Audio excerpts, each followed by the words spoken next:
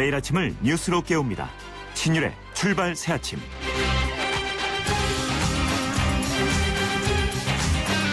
박지원 의원이 국민의당 원내대표로 추대됐습니다. 이로써 박지원 신임 원내대표는 세 번째로 원내대표를 맡게 됐는데요. 본인 스스로도 기네스북에 오를 만한 일이라고 한 것처럼 우리나라 정치사에서는 첫 번째 기록인 것 같습니다.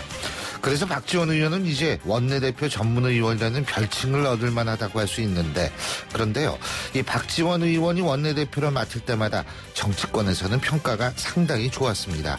그만큼 박지원 의원의 정치력이 뛰어나다는 것을 의미하는데요.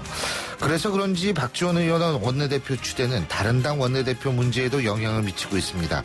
박지원 의원을 상대할 만한 인물을 골라야 한다는 목소리가 새누리당과 더불어민주당에서 나오고 있다는 얘기인데, 어쨌든 20대 국회 원내대표들은 좀 정치력을 잘 발휘할 수 있는 인물들이 돼서 대립이 아닌 타협의 정치를 만들어야 할 겁니다.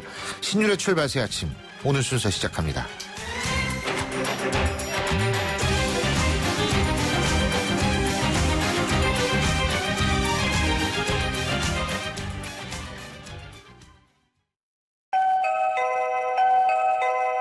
늘 반가운 소리로 우리를 맞이하는 코맥스.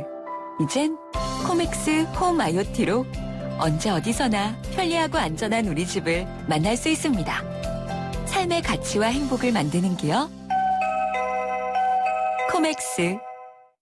LG G5가 변신하는 이유 알아? 피아노 플라이 하이파이 플러스 사운드로 생생하게 들으려고, 135도 광각 듀얼 카메라로 사람보다 넓게 보려고, 캠 플러스로 DSLR처럼 찍으려고. 아니, 그냥 즐겁게 돌려고. 스마트폰의 즐거운 변신, LG G5 and Friends. 지금까지 들어온 뉴스 정리해 보겠습니다. 백병규 시사평론가 스튜디오에 나와 계십니다. 어서 오십시오. 안녕하십니까. 예, 지카 바이러스 감염된 환자, 우리나라 환자가 또 확인이 된 거죠. 맞습니다. 예. 이 최근 그 필리핀 여행을 다녀온 그 20세의 그 미혼 남성인데요. 어제 그 지카 바이러스 감염증 그 양성 판정을 받았습니다. 이 남성은 그 지난 10일부터 이 5일 동안 그 필리핀 여행을 지금 다녀왔다고 하는데요. 예. 지난 20일 이제 그 감기 증상으로 처음 병원을 찾았고, 예. 22일 발진 증상이 나타나자 재차 이제 병원을 찾았는데, 병원 측에서 보건소에 신고해 이제 확인이 됐다고 하죠. 예. 네, 질병관리본부 현재 그 관심 단계로 유지되고 있는 이 감염병 위기 단계 이제 계속 유지하기로 했습니다. 예, 근데 거듭 말씀드리지만 지카 바이러스는 메르스나 뭐 이런 거하고 다르게 임산부한테는 굉장히 위험하고, 하지만 이 남성이나 이 임신하지 않은 사람들한테는 뭐 그렇게 생명의 위협을 주는 문제는 아니다. 지금 네, 이렇게 알려지고 있지 않습니까? 예. 정부 당국은 긴장을 놓치면 안 되겠지만 또 국민들은 과도한 어떤 두려움을 가진 필요는 그렇죠. 없지 않을까라는 생각이 듭니다. 하지만 이 임산부들은 확실히 조심해야겠죠. 그리고 한일 위안부 합의와 관련해서 소녀상 이전 문제가 계속 논란이 되고 있는데, 이거 지금 소녀상 철거가 한일 합의다 이런 주장 일본이 하고 있지만 우리 정부 강력하게 지금 반박하고 있지 않습니까? 네, 이게 그런데 지금 한일 양쪽 정부 입장이 서로 너무 다르게 나오고 있기 때문에 예. 앞으로도 계속 좀 논란이 될 것 같은데요. 예. 이 하기오다 고이치 일본 관방부 장관 예. 어제 그 기자회견에서 그 한일 합의의 큰 맥락에서 볼 때 이 세부적인 것의 하나로 그 소녀상 철거가 포함되어 있는 것으로 인식하고 있다, 이렇게 예. 얘기를 했습니다. 이 관방부 장관이면 말하자면 그 정부의 부대변인 비슷한 이제 그 자리에 있다고 봐야 되겠죠. 예. 네, 그 전날 그 한일 위안부 합의에 그 소녀상은 그 포함되어 있지 않다는 박근혜 대통령의 그 발언 내용에 대해서 이제 일본 기자들이 이제 묻자 이렇게 답을 한 건데요. 이 하기오다 그 관방부 장관은 지난 6일 한 방송과의 그 인터뷰에서는 그 위안부 재단에 10억 엔을 그 출연하는 것과 소녀상 이전 문제 가운데 무엇이 먼저냐, 이런 질문에 대해서 말하자면 패키지다, 이렇게 이제 이야기한 바 있다고 하죠. 이에 대해서 이제 우리 외교부 당국자 어제 오후 그 기자들에게 그 합의 내용은 그 어떤 자의적 해석의 그 대상이 아니라고 이제 그 반박을 했다고 그러는데요. 예. 네, 소녀상은 그 정부가 개입할 사안이 아니다, 이런 점도 재확인을 했다고 그러죠. 박근혜 대통령은 소녀상 뭐 이건 합의에 포함되어 있지 않다 분명히 얘기하지 않았습니까? 그러니까 우리는 대통령이 얘기했고 저쪽은 관방부 장관이 얘기했기 때문에 제가 볼 때 이건 뭐 그렇게 논란의 소지가 될 것 같지 않습니다. 이건 뭐 얘기 끝난 거죠 뭐. 근데 일본이 정부가 굉장히 언론 플레이, 특히 아베 정권이 언론 플레이 능하다라는 평가를 많이 받고 있는데 이런 언론 플레이 때문에 우리가 괜히 뭐 신경 많이 쓸 필요는 없다라고 생각합니다. 자, 여야 다음 달 17일 본회의 열기로 했다고 그러네요. 여야 3당 그 원내수석 대표들 어제 그 회동을 갖고 그 5월 19일 이제 본회의를 열기로 합의를 했습니다. 당초는 뭐 17일 열자 이렇게 돼 있었는데 이틀 연기한 거죠. 이제 19대 국회 마지막 본회의가 될 것 같은데 그러나 그 원내수석 대표들 이 처리 법안에 대해서는 어제 합의를 이루지 못했다고 하죠. 예, 그렇군요. 합의를 이루지 못했다. 근데 이 뭐 24일이었나요? 그 냉면 먹으면 비빔냉면 먹고 물냉면 먹고 이러면서 민생 경제 법안부터 처리한다 뭐 이렇게 합의를 한 것 같은데. 네, 이제 뭐 항상 그렇죠. 이제 그렇게 합의는 했으나 서로 이제 입장이 크게 엇갈리고 있는 게 사실인데요. 우선 뭐 처리 법안에 대한 그 우선순위가 좀 다르다는 게 가장 큰 문제인데 이 새누리당은 그 규제 프리존 특별법, 노동사업법, 서비스산업발전기본법, 세이버 테러 방지법 등의 그 우선 처리를 요청을 했는데 이 더민주와 국민의당은 이 세월호 참사 특별조사위원회 그 활동 기간을 연장하는 세월호 특별법 개정 그리고 그 청년 고용 촉진 특별법 처리제 요구를 했고요. 네, 그 새누리당 측에서 요구한 그 사이버 테러 방지법을 논의할 경우에는 결국은 또 그 정쟁으로 치달을 수 있다 이렇게 우려를 했다고 그러는데요. 우선 뭐 여야 3당 그 다음 달 4일 다시 만나서 좀 논의를 하자 이렇게 정리를 했습니다. 예, 그리고 제가 앞서 말씀드렸지만 국민의당 이 지도 체제 제일 먼저 개편했죠? 그렇죠. 뭐 거의 뭐 당 대표급 원내대표가 이제 그 출연을 했죠. 당 대표급 원내대표예요. 그 박지원 의원이 이제 그 20대 국회 첫 원내대표로 이제 선출이 됐는데 이 김성식 당선자와 이제 그 짝을 이뤘죠. 그 정책위 의장은 이제 김성식 당선자가 맡게 됐는데 이 두 사람을 맞상대할 그 다른 당에 힘들 거예요. 이 파트너를 찾기가 쉽지 않은 이런 상황이겠죠. 그러니까 다른 당이 굉장히 지금 당혹해하고 있는 거예요. 이거. 맞습니다. 야, 이거 어떡하지 이건데. 뭐 박지원 신임 원내대표 되자마자 세게 나오지 않았습니까? 안팎을 다 겨냥을 했죠. 그렇죠. 조정을 했죠. 안철수 의원의 대권가도 뭐 이런 얘기까지 하면서. 추세소감을 밝히면서 야당 정체성을 지키면서도 오직 그 대한민국과 국민만 생각하고 해나가야 된다. 이게 뭐 안철수 대표도 했던 말인데 이 당리 당략적 목표로 가거나 안 대표 대권 과도에 맞춰서 그 국회를 한다고 하면 그 19대 국회가 똑같아질 것이다. 이렇게 얘기하면서 안철수 대표에게 그 종속되지 않는 그 원내 활동을 하겠다. 이제 이런 일성을 이제 밝혔고요. 이제 국회의장 선출 문제가 그 쟁점이지 않습니까? 여기에 대해서 그 민의는 제1당이 돼야 한다는 것이지만 무엇이 대한민국과 국민을 위하는 길인지 대화에서 결정하겠다. 이렇게 이야기를 했습니다. 당초 더불어민주당이 맡아야 된다.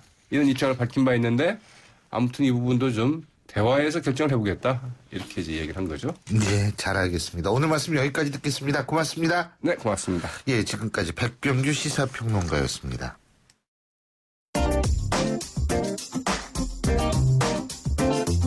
여러분이 지금 듣고 계신 주파수는 FM 94.5MHz입니다. YTN 뉴스 FM.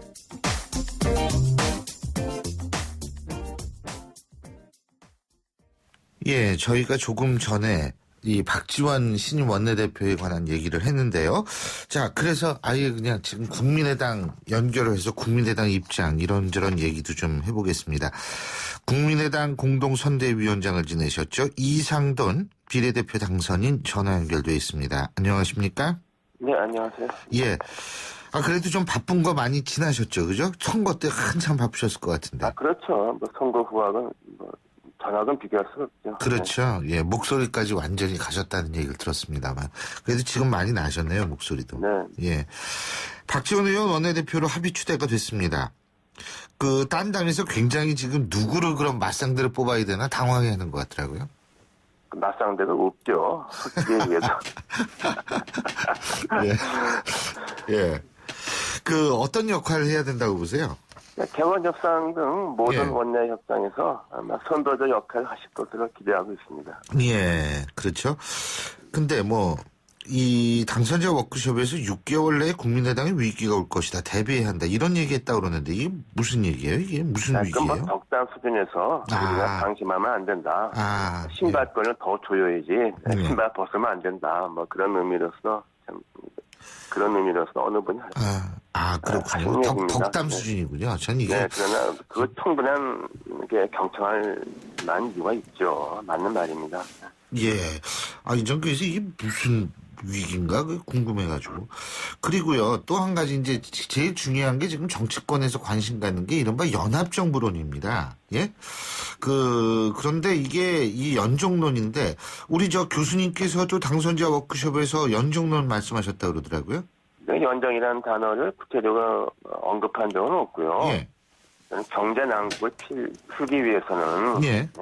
그 야당이 단순하게 반대하는 걸 넘어서 정부 여당과도 협력할 수도 있어야 된다 이렇게 좀 얘기했는데 그것이 좀 이렇게 연정으로까지 좀 비약적인 해석은 나온 것 같습니다. 저는 박근혜 정부가 이 경제 난국 특히 대량 실업을 초래하기 때문에 이 난국을 헤쳐나갈 능력이 난 없다고 봅니다. 그래서 박 대통령이 자신의 한계를 인정하고 두 야당에게 또는 세 야당에게 도움을 청하면은 야권도 최대한 협력해야 하지 않느냐 그런 생각입니다. 그게 그 일전에 나왔던 연합정부론하고 맥이 맞닿아 있다라고 보십니까? 근데 이제 그 방법론인데요. 만일에 박 대통령이나 새누리당에서 도저히 우리 힘으로서는 이 현재 20대 국회, 현재의 경제 상황, 위중한 실업 위기 도저히 헤쳐나가기 어렵다. 좀 야권의 도움이 필요하다고 해서 흔히 말하는 뭐 거국내각이라고 그러나요? 뭐 이렇게 해서 좀 필수적인 강요, 예를 들면 뭐 구조조정에 관련된 경제부처, 노동부처 이런 것을 에 대한 야당의 좀 참가를 요청하면은 그런 것을 뭐 연정으로 부른다면 부를 수 있다고 봅니다. 예. 근데 뭐 박근혜 대통령 같은 경우에는 연정에 대해서 그 보도국장, 편집국장 그 오찬 간담회에서 그 부정적인 입장 밝힌 것 같은데요. 네, 뭐 저는 그렇이라고 생각합니다. 근데 문제는 아직도 상황을 정확히 파악하지 못한 것이죠. 대통령이 상황 파악이 안 돼 있다. 그렇죠. 상황 파악이 전혀 안 돼 있는 겁니다. 뭐 자신의 지위가 어떻게 돼 있는지, 여권의 그 입지가 어떤지, 국민 정서가 어떤지, 우리나라 경제가 얼마나 위중한지에 대한 판단이 아직 안 돼 있다고 봅니다. 그렇다면은 그 보도국장, 편집국장 모찬 회동에서 박근혜 대통령이 말한 그 언급에 대해서 총체적으로 평가하신다면 상황 파악 안 돼 있다. 이렇게 판단하시는 거예요? 그거는 거기 참석했던 언론사 국장들 생각도 같을 거라고 봅니다. 그리고 저는 이 기회에 제가 한 말씀 하죠. 그랬는데 언론사에서 대통령이 오찬한다고 해서 수십 명이 몰려가는 게 아닙니다. 그건 언론사 국장이 어떤 사람들입니까? 그 편집권 독립 아닙니까?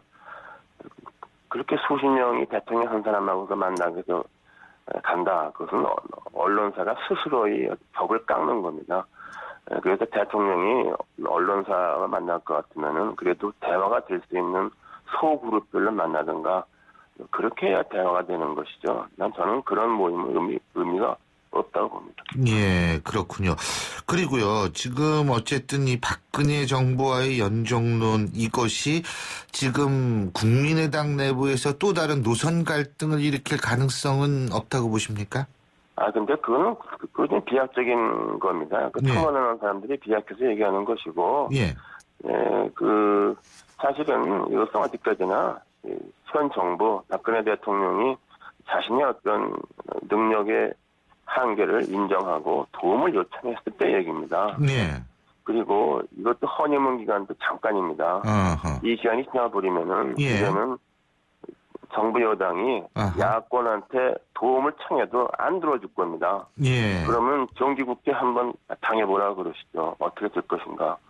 그에 대해서 진정으로 정부 여권이 국가와 국민을 생각한다면은 정말 생각을 달리해야만 됩니다. 자, 근데요. 지금 어쨌든 지금 상황에서 그 연정이라든지 뭐 이 어쨌든 공조 체제라고 표현할 수도 있고 이러한 부분 이걸 궁극적으로 개헌론과 연결되어질 수는 없는 건가요? 이게 개헌하고는 좀 별개 문제죠. 여기서 현 단계에서 개헌 얘기 끝나는 것은 옳지 않다고 봅니다. 왜냐하면 예. 우리나라 경제 국면이 매우 심각하지 않습니까? 예.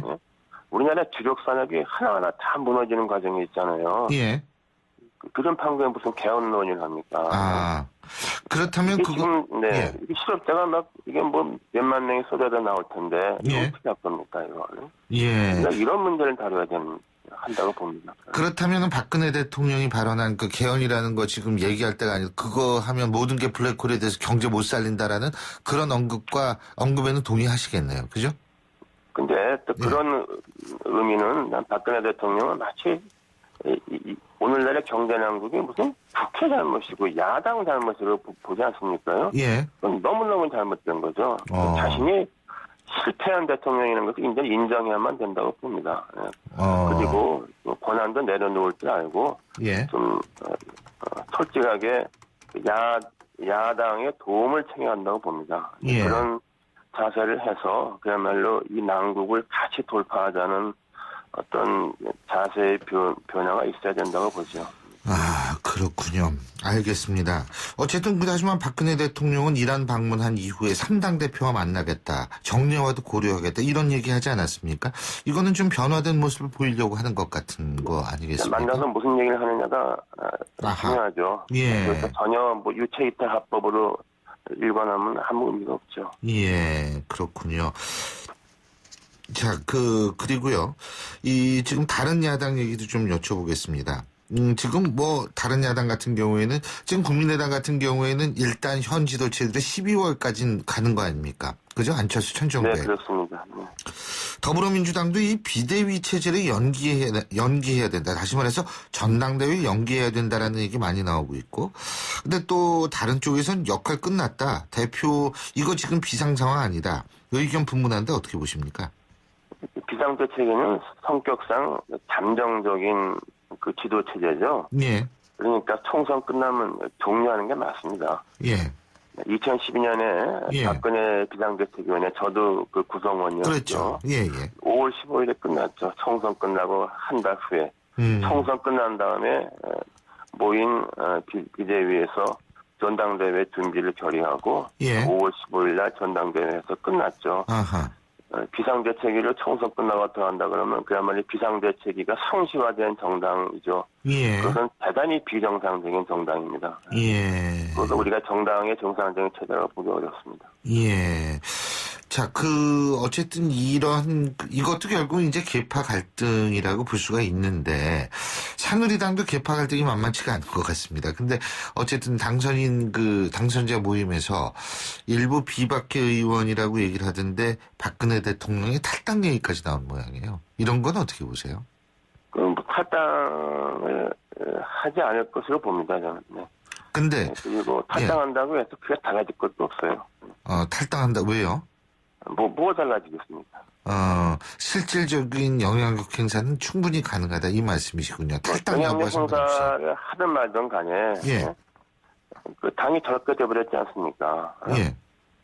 근데 무슨 의미가 있겠어요? 이런 선거 전에 해야지 탈당하려면 뭔가 이미지를 변화하기 위해서. 선거 예. 끝났잖아요. 예. 뭘 더 어떻게 하겠다는 거예요? 예. 난 좀 이해가 안 가는 얘기입니다. 예. 예, 잘 알겠습니다. 예, 오늘 말씀 여기까지 듣겠습니다. 고맙습니다. 예, 감사합니다. 예, 지금까지 국민의당 이상돈 당선인이었고요. 신율의 출발새 아침 1부 순서는 여기서 줄입니다. 잠시 뒤 2부에서 뵙겠습니다. 선생님, 환경을 지키려면 어떻게 해야 하죠? 네, 환경기술은 더하고 오염물질은 빼고 환경과 경제는 곱하고 환경복지는 나누어야죠. 안녕하세요. 한국환경산업기술원장 김용주입니다. 제2기술원은 환경을 보존하고 경제도 발전시키기 위해 환경기술 개발과 환경산업 육성에 최선의 노력을 다하겠습니다. 환경사랑, 국민과 함께 새롭게 실천합니다. 한국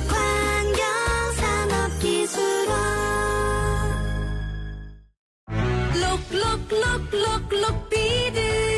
면역은 높아도 안 돼요. 안 돼요. 면역은 낮아도 안 돼요. 안 돼요. 녹용 추출 성분 록비. 록록록록록비드. 본 제품은 건강기능식품 광고입니다. 소통의 아침을 여는 공정한 목소리. 신율의 출발 새 아침. 신율의 출발 새 아침 2부 순서 먼저 광고부터 들으시겠습니다.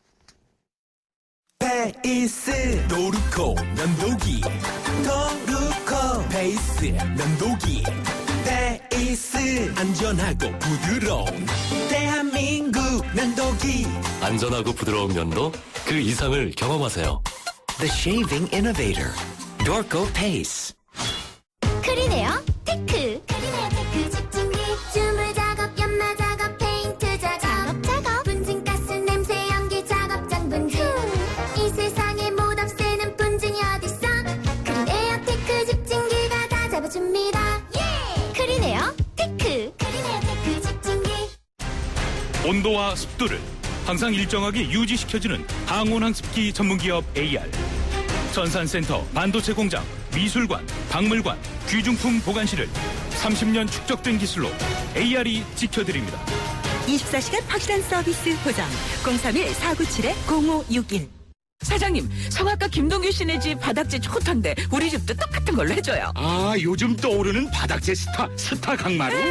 스타일 좋고 습기 열 긁힘에 강하니까 오래 사용하려면 그래서 스타 강마루로 하는구나. 성악가 김동규입니다. 강마루 스타는 스타 강마루. 스타 강마루. 내리네 내리네 내리네. 나쁜 콜레스테롤 올리네 올리네 올리네. 좋은 콜레스테롤 쿠바산 쿠바산 쿠바산 폴리코사놀.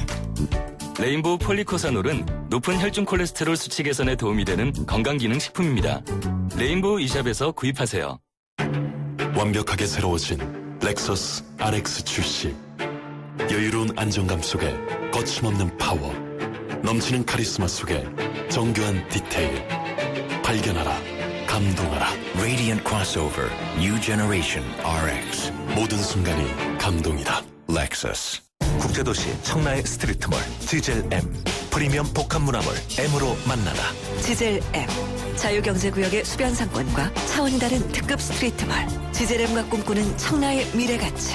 비교할수록 따져볼수록 선명해진다. 상가 분양문의 032-561-9700 지젤 M 청라. 연일 계속되는 황사로 기분까지 답답한 경우가 발생하고 있습니다. 솔의 눈을 항상 준비하시기 바랍니다. 시원한 솔싹 추출물이 입안에 솔솔 솔바람을 불게 합니다. 이상 머리까지 시원해지는 느낌 솔의 눈이었습니다. 솔의 눈. Goede melk komt van gezonde koeien. 건강한 젖소에서 좋은 우유가 나옵니다.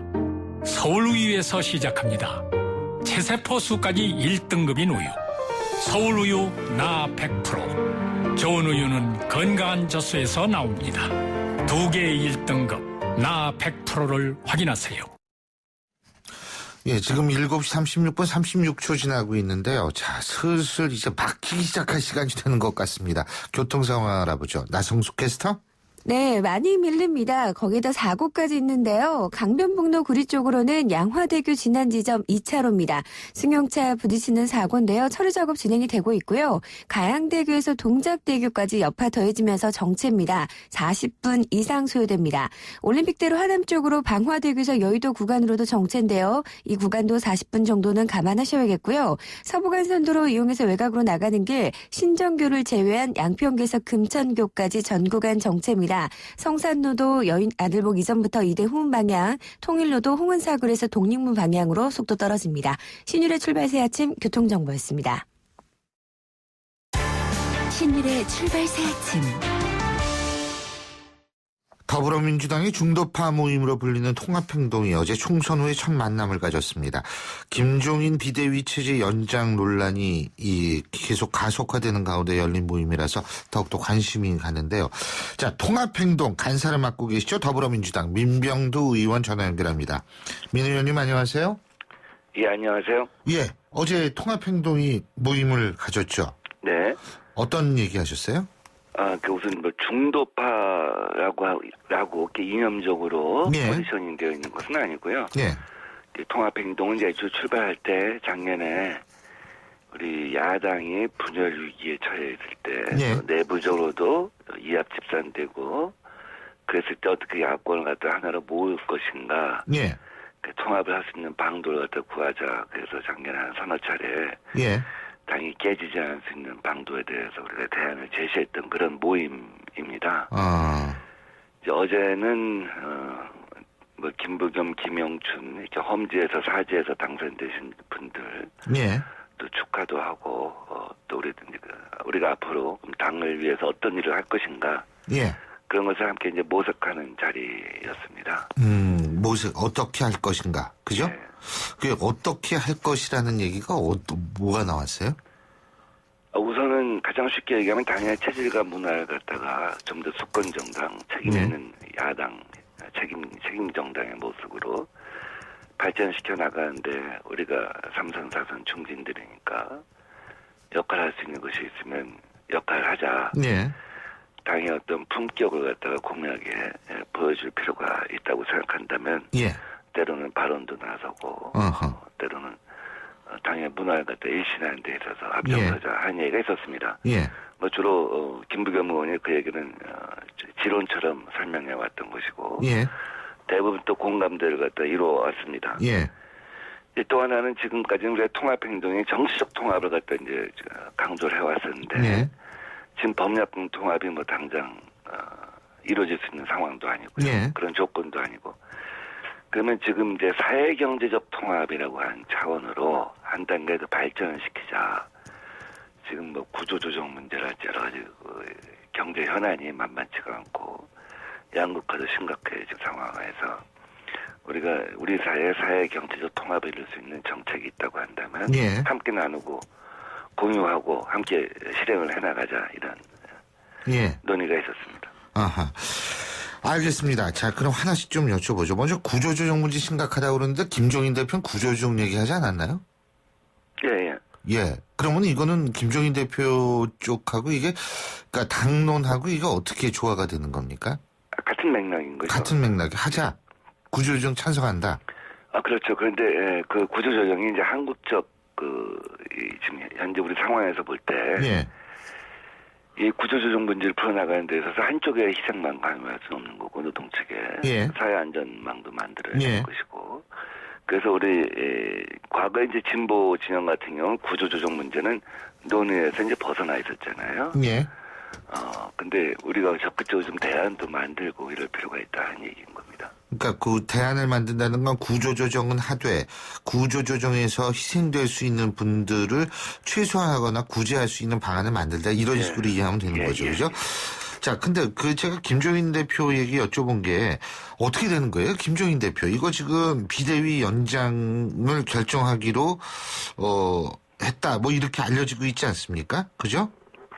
5월 3일에 5월 3일에 이제 비대위를 비대위 체제를 연장할 것인가 여부를 결정하기로 했다 아니면 이거죠. 전당대회 갖다가 열어서 새 지도부를 선출할 것인가 어떻게 되는 거예요, 근데? 하는 문제를 5월 3일날 당선자들하고 또 당무회의하고 연석회를 열어서 결정하기로 했다.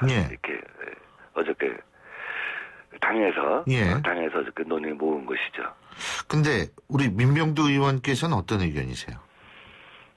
뭐 두 가지 견해가 다 일리가 있다고 저는 생각을 하고 그러니까 우선은 비대위 체제를 당분간은 우리가 민생 문제 총선 민심은 민생 문제에 집중하라고 한 건데 이것이 좁게 새누리당에서 친박 비박으로 또 우리 당에서는 또 다시 개파 문제로 이렇게 부상이 되어서는 국민 여론을 갖다 제대로 수렴한 것이 아니기 때문에 우선은 지금 경제 문제에 대해서 집중하는 모습을 보이고 그래서 그것이 세팅이 된 다음에 이래서 이 새 정당의 모습이 국민들한테 전달이 되고 또 우리도 그 경제 문제에 집중할 수 있는 체제가 또 구축한 다음에 그것이 정기국회 어간 혹은 그 이후에 그러니까 정기국회 초반 혹은 종료할 시점에 가서 새 지도부를 선출하자 하는 안이 하나 있고 또 그것이 아니라 지금 바로라도 새 지도부를 갖다가 선출된 권력이 예.